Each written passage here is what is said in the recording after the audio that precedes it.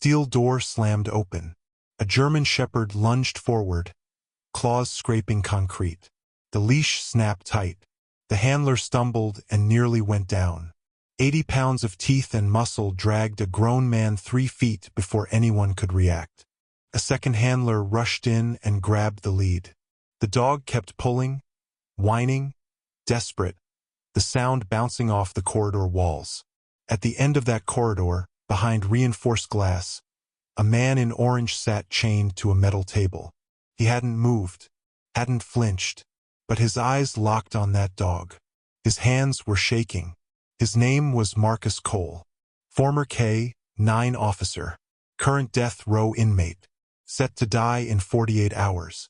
His one last request before the needle went in. He wanted to see his dog. What nobody expected was what that dog would do the moment it reached him.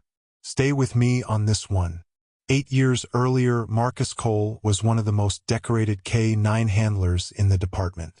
He worked narcotics out of the Southeast Division with a German shepherd named Juno. She was 3 years old when they partnered up. Lean, fast, one of the highest-rated detection dogs in the entire state. Marcus trained her himself from the day she came out of the academy pipeline. They cleared more drug seizures in 2 years than most teams manage in 5. Every handler in the unit knew it. Juno was the best dog they had, and Marcus was the reason. Now here's the thing about a K-9 bond. It's not like having a pet. The dog lives with you, eats with you, rides shotgun every shift, sleeps at the foot of your bed. You read the dog's body the way you read a partner's face in a firefight. You trust that dog with your life, and the dog trusts you with hers. That's what Marcus and Juno had. Total trust. No hesitation. If Marcus pointed, Juno moved. If Juno alerted, Marcus believed her. Always. He never once second-guessed her. His partner on the human side was Detective Ray Serrano. They'd worked together for 4 years running drug busts across the Southeast Corridor. Warehouses, abandoned houses, storage units, parking lots behind strip malls at 3 in the morning. Ray was loud, messy, told bad jokes, and was one of the most reliable officers Marcus had ever known. They moved through the worst parts of the city week after week and came home in one piece every time. Their supervisor was Sergeant Tom Braddock. Braddock had been in narcotics for nearly 20 years. Big man, quiet voice, the kind of officer who never raised his tone because he didn't have to. When Braddock spoke, people listened. Everyone respected him, or feared him. Sometimes it was hard to tell the difference. On the night everything changed, Marcus, Ray, and Juno were running a bust on a warehouse near the rail yards. The tip came through Braddock's informant network. A mid-level distributor was supposedly moving product through the building after hours. Standard operation. They'd done dozens like it. No reason to expect anything different. Marcus went in first with Juno. Ray came through the side entrance. Braddock stayed in the vehicle running comms. That was normal. Braddock rarely went inside anymore. He was management now. He managed. Juno hit on the product within 90 seconds. 2 duffel bags tucked behind a false panel. Marcus radioed it in. Ray confirmed from the other side of the building. The bust was clean. Then a gunshot cracked through the warehouse.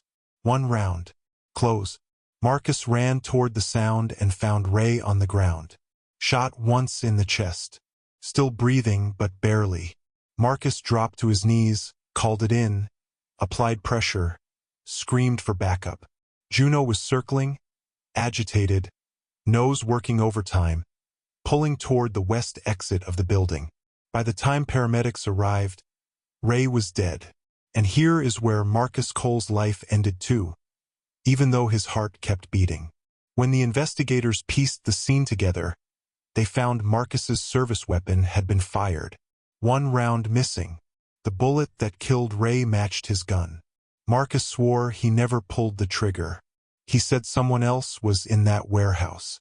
He said Juno had been alerting in a direction that didn't make sense, toward the exit where Braddock's vehicle was parked. Nobody wrote that down. Nobody cared what the dog had been doing. The evidence was clean. Too clean, Marcus said. But forensics matched the weapon. Gunshot residue was on his gloves. $200,000 in cash was found in the trunk of his car the next morning. Money that had come from the duffel bags. Marcus said he'd been framed. He said the money was planted. He said Tom Braddock had been skimming from drug busts for years and that Ray had figured it out. He said Braddock killed Ray and set him up to take the fall. The jury didn't buy it. No evidence of Braddock's corruption was ever introduced at trial. Marcus's defense attorney was overworked, underfunded, and running 4 capital cases at the same time. The prosecution had a clean narrative. Jealous partner. Drug money. A bullet from Marcus's gun. Open and shut. Marcus Cole was convicted of first-degree murder and sentenced to death. Juneau was reassigned to a young officer named Danny Phelps. Danny was 24 at the time, fresh out of K-9 training. He'd heard the stories about Marcus and figured the dog might have behavioral issues after losing her handler under those circumstances. But Juneau was fine. More than fine. She adapted, worked hard, and kept hitting on narcotics with the same accuracy she'd always had. Pro.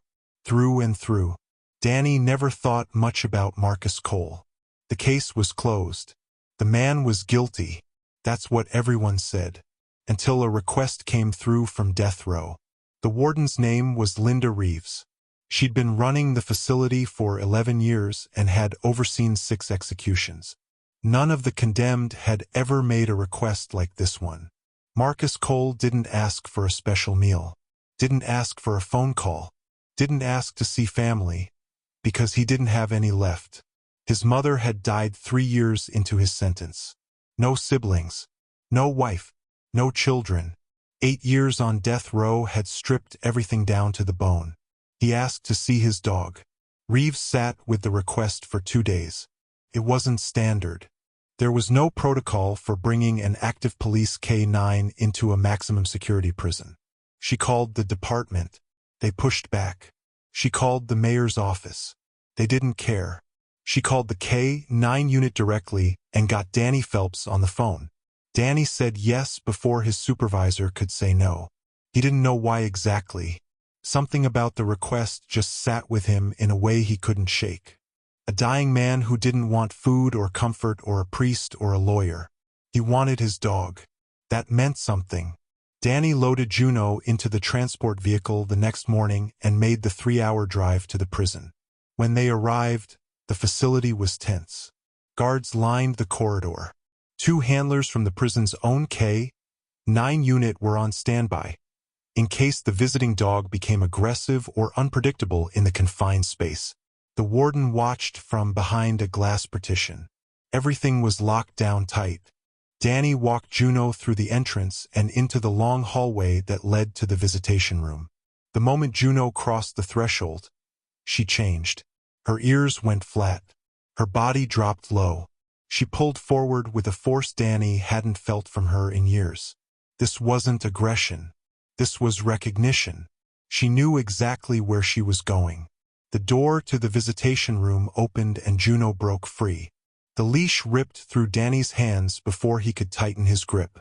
She crossed 12 feet of concrete in less than a second and hit Marcus like a freight train.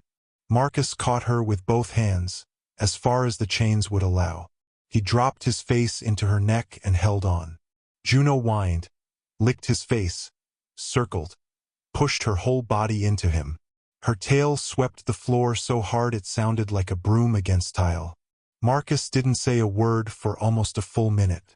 When he finally looked up, his eyes were red and his jaw was clenched so tight the muscles in his neck stood out. Believe me, every guard in that room looked away. Every single one. Danny stood near the door, arms folded, watching. The warden pressed her hand flat against the glass. Even Braddock, who had driven out to the prison for the occasion, stood still in the observation hallway. He told the warden he'd come to pay his respects. An old supervisor seeing off an old officer. It was the right thing to do, he said. Braddock, 20 years in narcotics. Now a lieutenant. He stood behind the glass with his arms crossed and his jaw set, watching. Then it happened. Juno stopped. Mid-lick, mid-circle, the dog just stopped. Her body went rigid. Her nose came up. Her ears rotated forward. Danny knew that posture. That was an alert. Not a greeting. Not excitement. A trained narcotics detection alert. Juno pulled away from Marcus and walked to the edge of the glass partition. She sat. She stared. Her nose was pointed directly at the observation hallway. Directly at Tom Braddock. Danny blinked. He looked at the dog. He looked at Braddock.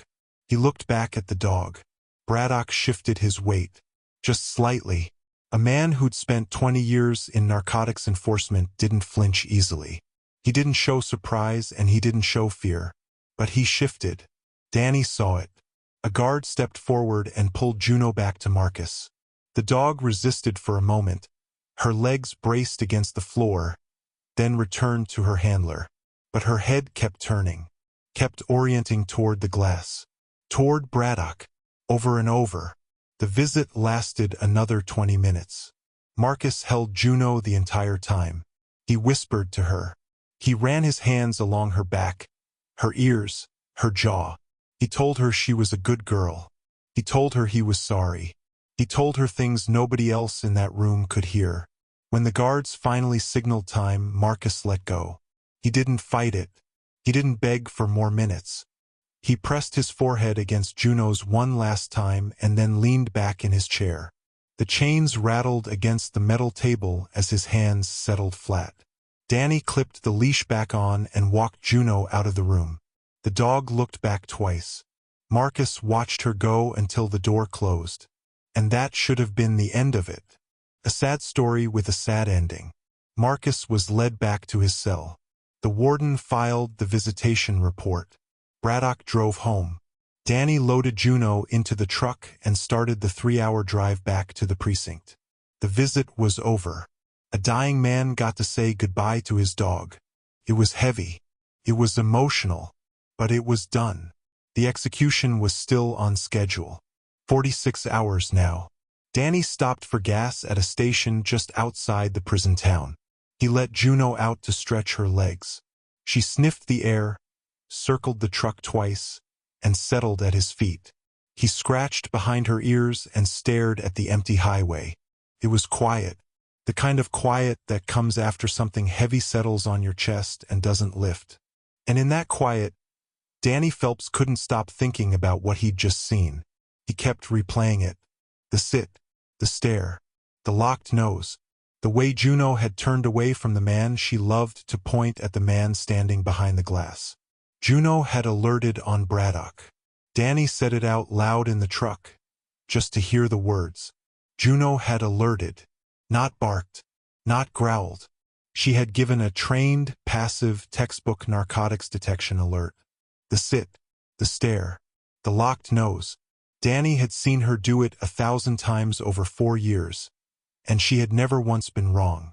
Braddock was carrying something, not a weapon, product, something on his clothes or his skin that had triggered years of detection training in a 3-second window. He pulled off the highway and sat in a fast food parking lot for over an hour. He called no one. He just sat there with the engine running and the dog asleep in the back seat. Because if Juno was right, and she was always right, then everything Marcus Cole had said at trial was true. Braddock was dirty. Braddock killed Ray. Braddock planted the evidence and the money. And in 45 hours, the state of Texas was going to execute the wrong man. Now here's the thing about what Danny did next. He didn't call a lawyer. He didn't call the press. He didn't call his union rep. He did something that could have gotten him fired on the spot, arrested, or worse. He drove back to the precinct at 11 at night, badged himself into the records room, and pulled the original case file on Marcus Cole. He read it front to back in one sitting, and the things he found made his stomach turn. The gunshot residue on Marcus's gloves was on the outside of the fingers. Not the pattern from firing a weapon. The pattern from handling a weapon that had recently been fired by someone else. The defense had raised this at trial. The prosecution's expert dismissed it as inconclusive. The jury never circled back to it. The $200,000 found in Marcus's trunk had been bagged and logged, but the chain of custody had a 3-hour gap between the warehouse seizure and the vehicle search. 3 hours where anyone with access could have moved that money without being questioned. And the informant who provided the tip for the bust had vanished 2 weeks after the trial. No forwarding address. No further contact. Just gone. Danny photographed every single page. He drove to the county public defender's office first thing the next morning and asked to speak with whoever handled capital appeals. The woman who came out to meet him was named Helen Park. She was 52, had handled more death row cases than she could count, and she had exactly 0 patience for police officers who showed up unannounced with wild stories. Danny told her everything. The visit, the alert, the case file, the residue pattern, the chain of custody gap, the missing informant. Helen listened without interrupting for 20 minutes straight. When he finished, she asked one question. How accurate is the dog? Danny told her the truth. In 4 years of active narcotics work with Juno, she had never given a false alert. Not once. Her record was flawless. Helen made 3 phone calls before Danny left the building. The first was to a forensic re-examination specialist at the state university. The second was to a federal judge she trusted who had a track record of taking wrongful conviction claims seriously. The third was to the governor's clemency office. If you've made it this far into this story, do me a favor and hit that subscribe button. Because what happened in the next 12 hours is something nobody saw coming. By that evening, Helen had a forensic team reviewing the original evidence. The gunshot residue was retested using updated methodology that hadn't existed at the time of Marcus's trial. The results were definitive. The residue pattern on Marcus's gloves was entirely consistent with secondary transfer. Not with firing the weapon. Someone had pressed that gun into his hands after it had already been fired. The next morning, with 26 hours left until execution, Helen filed an emergency motion for a stay. She included Danny's sworn statement about Juno's alert, the forensic reanalysis, the chain of custody gap, the missing informant, and a detailed argument that Marcus Cole's original trial had been compromised by the suppression of exculpatory evidence. The judge issued a temporary stay at 4 in the afternoon. The execution was paused. Marcus Cole was not going to die that day, but Braddock was still a free man. And the moment he heard about the stay, he knew exactly what had happened. He'd watched that dog alert on him through the glass. He'd seen Danny's face. He knew the thread was being pulled, and he knew who was pulling it. Braddock called Danny that night from a blocked number. His voice was calm, almost friendly. He said he'd heard about the stay and just wanted to check in. See how Danny was doing. Danny said nothing. Braddock said it was a shame that people were going to drag a settled case back into the light. He said it would be embarrassing for the department and the officers involved. He said Danny was a young man with a bright career and he should think carefully about the road he was walking down. Danny recorded every single word. That recording changed the nature of the entire case. It was no longer about forensic evidence or a dog's behavior in a visitation room. It was obstruction of justice. Witness intimidation. A sitting lieutenant threatening a fellow officer to protect himself from a murder investigation. The case expanded overnight. Internal Affairs opened a formal file on Braddock within 24 hours. The district attorney's office assigned a special prosecutor. Braddock's financial records, phone records, and departmental logs were subpoenaed by the end of the week. The financial records broke the case wide open. Tom Braddock had been skimming from drug seizures for over a decade. Small amounts at first. $5,000 here, $10,000 there. Cash that would never be missed from a large bust. Enough to pad a retirement account, but not enough to trigger an audit. He was careful, patient, disciplined. The same qualities that had made him a good sergeant made him a very effective thief. But over time, the amounts grew. The informant network he managed was partially real and partially a front. Some tips led to genuine busts. Others led to setups where Braddock could control what was found and what disappeared before anyone started counting. He'd been doing it so long it felt like routine. And Ray Serrano had found it. Ray had noticed discrepancies in the seizure reports. The weights logged at the scene didn't match the weights logged at the evidence locker. Product was vanishing in the gap between the field and the precinct. Small amounts. The kind of discrepancies most people would chalk up to measurement error. But Ray was meticulous. He started keeping his own records. Quiet. Off the official books. He told no one except Marcus, one night in the truck between shifts. He said he thought Braddock was dirty. He said he had enough to bring it to internal affairs. He said he was going to do it the following week. That conversation happened 2 weeks before the warehouse bust. Braddock found out. How exactly, no one knows for certain. Maybe he had allies inside the department who reported back to him. Maybe Ray wasn't as careful as he thought he was. But Braddock knew. And he didn't wait. He set the whole thing up. The warehouse bust was real. The drugs were real. But Braddock had a plan that went beyond the operation. He entered the building through a service door on the west side while Marcus and Ray were clearing rooms on the east end. He found Ray alone in a back corridor. One shot. Close range. No hesitation. He wiped the gun, moved through the building, and pressed it into Marcus's gloved hands while Marcus was still on the far side of the warehouse, before Marcus even heard the shot echo through the walls. Then Braddock returned to his vehicle and called for backup as if nothing had happened. The money in Marcus's trunk was the final piece. Braddock planted it during the 3-hour gap in the chain of custody, while the scene was still being processed and Marcus was sitting in the back of a patrol car being held for questioning. It was clean, professional, cold, and it almost worked perfectly. For 8 years it did work perfectly.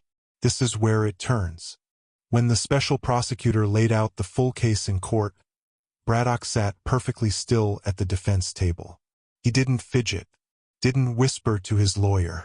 He watched the prosecutor the way a man watches a car coming toward him that he knows he can't avoid. The forensic reanalysis confirmed the secondary transfer pattern on Marcus's gloves. The prosecution presented Braddock's financial records, which showed over $600,000 in unexplained deposits spread across 12 years and multiple accounts. 3 former informants came forward once Braddock was arrested and charged. They testified under oath that Braddock had paid them to provide specific tips leading to busts he could control and skim from. One of those informants was the man who'd provided the tip on the warehouse job. He hadn't disappeared after the trial. He'd been relocated to another state and paid $40,000 to stay quiet. The surveillance recording Danny made was played for the courtroom. Braddock's voice filled the room. Calm. Measured. Every word dripping with threat wrapped in politeness. The same voice that had given Marcus orders for years. The same voice that had run the department's entire narcotics unit like his own private business. The jury deliberated for 4 hours. That was it. Tom Braddock was convicted of first-degree murder in the death of Detective Ray Serrano. He was convicted on additional counts of evidence tampering, obstruction of justice, witness intimidation, and systemic corruption. He was sentenced to life in prison without the possibility of parole. Marcus Cole's conviction was formally vacated 3 weeks later. The judge read the ruling in a packed courtroom. Marcus sat in the front row in civilian clothes for the first time in 8 years. He didn't speak. He didn't smile. He just sat there with his hands flat on his knees, listening to a judge say the words he'd been waiting to hear since the night Ray died. The state owed him an apology it could never give. 8 years on death row for a crime committed by the man who was supposed to protect him. When Marcus walked out of the courthouse, Danny Phelps was waiting at the bottom of the steps. Juno was at his side. The dog knew before Marcus even reached the last step. She pulled forward. Danny let the leash go. Juno crossed the space between them in 2 bounds and hit Marcus square in the chest, same as she'd done in that visitation room. Same force, same desperate need, same sound. But this time Marcus wasn't chained to a table. He dropped to both knees on the courthouse steps and caught her with everything he had. He wrapped his arms around her neck and buried his face in her fur and held on. Juno whined and pushed and circled and came back and pushed again. This time nobody looked away. Every camera on those steps caught it. Every reporter. Every bystander. They watched a man hold a dog on the steps of the building that had just given him back his life. And for the first time in 8 years, Marcus Cole cried. Not the quiet kind you hide behind your hand. The kind that comes from somewhere deep and broken. The kind that sounds like something sealed shut for years finally cracking open. In the weeks that followed, pieces of the story kept surfacing. Details that hadn't made the trial. Things people had noticed but never said out loud. A guard at the prison told a reporter that Marcus had never once caused a problem in 8 years on death row. Not a single disciplinary write-up. Not one incident. He read law books. He wrote letters to innocence projects that went unanswered. He exercised alone in the yard every morning at 6, rain or shine. He never stopped saying he was innocent, but he never said it with anger. He said it like a fact, like the sky is blue, like water runs downhill. He just kept saying it and nobody listened. The warden, Linda Reeves, gave one interview after the case was resolved. She said the moment she watched Juno alert on Braddock through the glass partition, she felt something shift in her chest. She didn't understand it at the time, but she said she went home that night and couldn't sleep. She said she kept seeing the dog's posture. That rigid, locked, certain stance. She'd been around law enforcement long enough to know what a train detection alert looked like. And she knew, somewhere deep in her gut, that the dog was telling the truth even if she couldn't prove it yet. Danny Phelps was promoted within the year. Not because of the case officially, but everyone knew. He'd done what most officers wouldn't. He'd looked at the evidence, listened to a dog he trusted, and put his career on the line for a man he'd never met. When reporters asked why, he gave the same answer every time. He said Juno had never been wrong. He said it didn't feel like a choice. As for Juno, believe me, this is the part that stays with you long after the courtroom drama fades. After the conviction was vacated, Danny went to the chief of police and made a request. He asked for Juno to be transferred back to Marcus. It wasn't standard procedure. Juno was department property, an active working dog with years of service left. But Danny made his case. He said the dog had solved a murder, exposed the most corrupt officer in the department's history, and saved an innocent man from execution. He said if that didn't earn Juno the right to go home, nothing ever would. The chief approved the transfer that same afternoon. Juno was officially retired from active duty and released into Marcus Cole's permanent custody. Marcus picked her up on a Tuesday morning. Danny drove her over himself. When the truck pulled into the parking lot of Marcus's temporary housing, a small apartment the state had provided while his compensation claim was being processed, Juno was sitting in the back seat with her head out the window, ears up, nose working the air. Marcus came down the stairs and opened the truck door. Juno stepped out calmly. No lunging this time. No whining. No dramatic collision.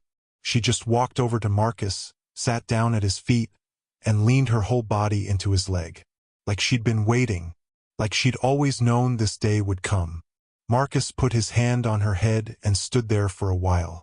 Danny watched from the driver's seat. He didn't get out. Didn't need to. Some moments don't need a witness. They just need to happen. There's something about this story that goes beyond the legal system or forensic evidence. It's about what happens when a bond between a man and an animal survives the worst thing the world can throw at it. 8 years of separation.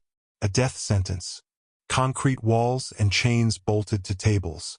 None of it broke what Marcus and Juno had. The dog remembered him. That's the part that gets people. She didn't hesitate, didn't need a scent reminder or a voice cue. The moment she got close enough, she knew. And then she did something no one asked her to do.